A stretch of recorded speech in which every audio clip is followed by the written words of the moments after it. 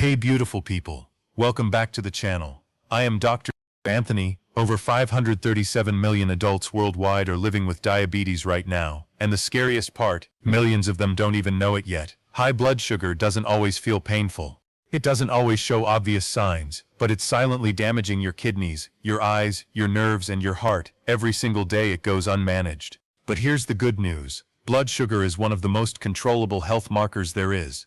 And in the next 8 minutes I'm going to show you exactly how to do it with food, movement, sleep, and simple daily habits that actually work. This video is for people with type 2 diabetes, prediabetes, or anyone who simply wants to keep their blood sugar in a healthy range for life. Let's get into it. Before we get to the tips, let's understand what's actually happening in your body, because when you understand the mechanism, the advice makes 10 times more sense. When you eat carbohydrates, bread, rice, sugar, fruit, your body breaks them down into glucose. That glucose enters your bloodstream, raising your blood sugar. Your pancreas then releases insulin, a hormone that acts like a key. It unlocks your cells so glucose can enter and be used for energy. In type 2 diabetes, your cells become resistant to insulin. The key stops working properly. So glucose stays in the blood instead of entering your cells, and over time, that elevated blood sugar damages blood vessels, nerves, and organs. The goal isn't to eliminate carbohydrates. The goal is to keep blood sugar stable, avoiding sharp spikes and crashes so your body never has to work in overdrive. A normal fasting blood sugar is below 100 mg/dl. Prediabetes is 100 to 125. Type 2 diabetes is 126 or above. Knowing your number is step 1. Food is your most powerful tool and your biggest risk. Here's how to use it in your favor. Tip #1. Eat fiber first. When you eat fiber before carbohydrates in a meal, it literally slows the absorption of sugar into your bloodstream. Start your meal with vegetables or a salad before you touch the rice or bread. Studies show this one habit can reduce your post-meal blood sugar spike by up to 40%. Tip #2. Choose low glycemic index foods. The glycemic index (GI) ranks how quickly foods raise blood sugar. High GI foods like white rice, white bread, and sugary drinks cause rapid spikes. Low GI swaps, brown rice, oats, lentils, sweet potatoes, cause gentler, slower rises. You don't have to give up carbs, just choose smarter ones. Tip #3. Pair carbs with protein or healthy fat. Never eat carbohydrates alone. Adding protein, eggs, chicken, fish, legumes, or healthy fat, avocado, nuts, olive oil, slows digestion and blunts the blood sugar spike significantly. Tip #4. Watch your portions. Even healthy carbohydrates raise blood sugar if you eat too much. A simple rule: fill half your plate with non-starchy vegetables, 1/4 with lean protein, and 1/4 with complex carbs. This plate method is one of the most evidence-based approaches for blood sugar management. Foods to limit: sugary drinks, white bread, processed snacks, fruit juice, and anything with added sugar. These are the fastest routes to dangerous blood sugar spikes. Exercise is so powerful for blood sugar that doctors sometimes call it free medication. Here's why and how to use it. When your muscles contract during exercise, they absorb glucose from the bloodstream directly, without needing insulin. That means even insulin-resistant cells benefit from movement. Your blood sugar drops during and after exercise, and your insulin sensitivity improves for up to 24 hours afterward. The single most effective hack? A 10-minute walk after every meal. Research published in the journal Diabetologia found that short walks after meals lower post-meal blood sugar more effectively than a single 30-minute walk at any other time of day. 10 minutes. After breakfast, lunch, and dinner. That's it. Beyond walking, aim for 150 minutes of moderate exercise per week. Brisk walking, cycling, swimming, or dancing. Also consider strength training 2 to 3 times per week. Muscle tissue is your largest glucose storage site. The more muscle you have, the more places your body has to put excess blood sugar. Even standing up and moving for 2 minutes every hour if you have a desk job has been shown to meaningfully improve blood sugar levels throughout the day. Most diabetes content focuses only on food and exercise. But there are 2 massive blood sugar triggers that almost nobody talks about, and they might be undermining everything else you're doing. Sleep deprivation. Just one night of poor sleep, under 6 hours, can raise your insulin resistance the next day to levels comparable to prediabetes. This is because sleep deprivation spikes cortisol and growth hormone, both of which raise blood glucose. Getting 7 to 9 hours of quality sleep is not optional if you're managing blood sugar. It's part of the treatment. Chronic stress.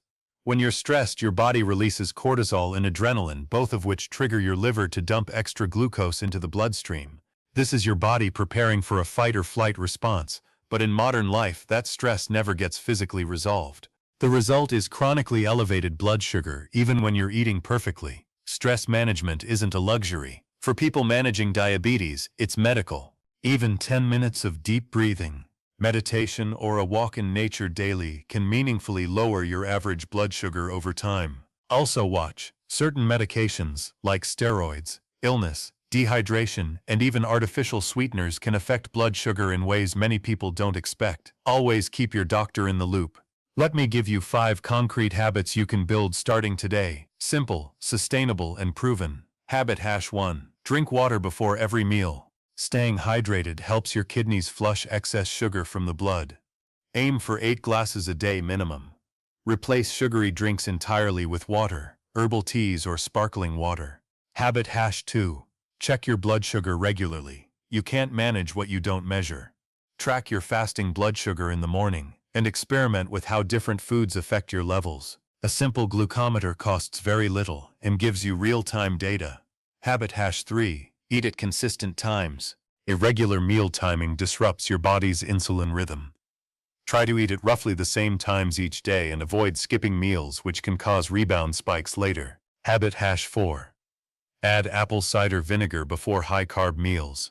This one surprises people, but studies show that 1 to 2 tablespoons of apple cider vinegar diluted in water before a carb-heavy meal can lower the post-meal blood sugar spike by 20 to 30%. The acetic acid slows starch digestion. It's not a cure, but it's a real, evidence-backed tool. Habit #5. Sleep, move, and manage stress consistently. Not perfectly, consistently. Progress over perfection every single time. Managing blood sugar isn't about perfection. It's about making small, consistent choices that add up to massive results over time. Eat fiber first.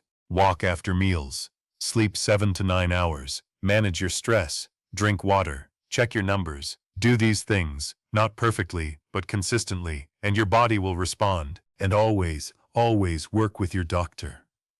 This video is education, not medical advice. Your healthcare provider knows your individual situation, and they are your most important partner in this. If this video helped you, please give it a like. It genuinely helps this channel reach people who need this information. Share it with someone in your family who could benefit. And drop a comment. Which tip are you starting with? Subscribe for more health and wellness content every week. Take care of your body. It's the only one you've got. See you in the next one. Hey beautiful people, welcome back to the channel. I am Dr. Anthony. Hey, pause for just a second. I need you to hear this. If you're feeling overwhelmed, anxious, burnt out, or just completely done with everything right now, you are not alone, and you are not failing. In the next 4 minutes, I'm going to give you something real, not a list of 50 things to do, not toxic positivity, just honest, practical tools to help you feel a little lighter, starting right now. Let's go. Here's something important.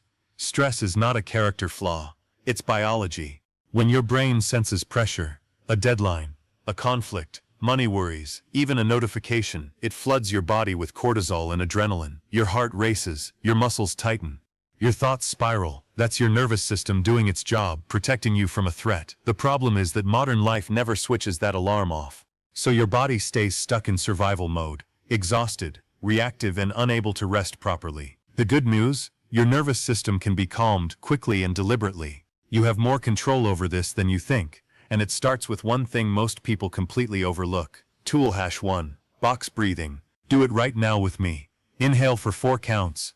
Hold for 4. Exhale for 4. Hold for 4. That's 1 round. Do it 4 times. This single technique activates your vagus nerve, the body's natural off switch for stress, and drops your heart rate and cortisol within minutes. Navy SEALs use this under fire. You can use it at your desk, in traffic, or before bed. Free, instant, powerful. Tool #2. A 20-minute walk outside, no phone. Research shows that 20 minutes in nature meaningfully lowers cortisol and lifts mood. Not a gym session, just a walk. Sunlight, air, movement. Your brain chemistry will literally shift.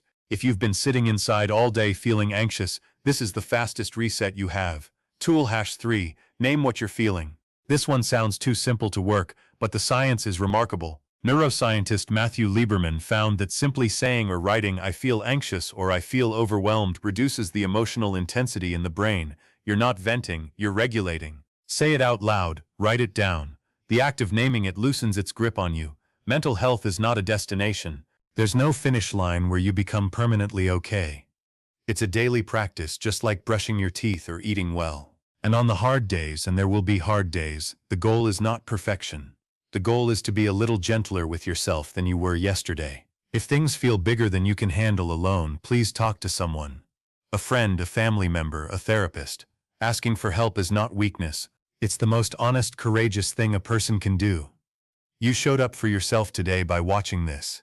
That matters more than you know. If this helped you even a little, please like this video and share it with someone who might need it today. You genuinely never know whose day that share could change. Drop a comment, which tool are you trying first? Or just write, "I needed this. I read every single one." Subscribe for more honest health and wellness content. Take care of yourself, and I'll see you in the next one.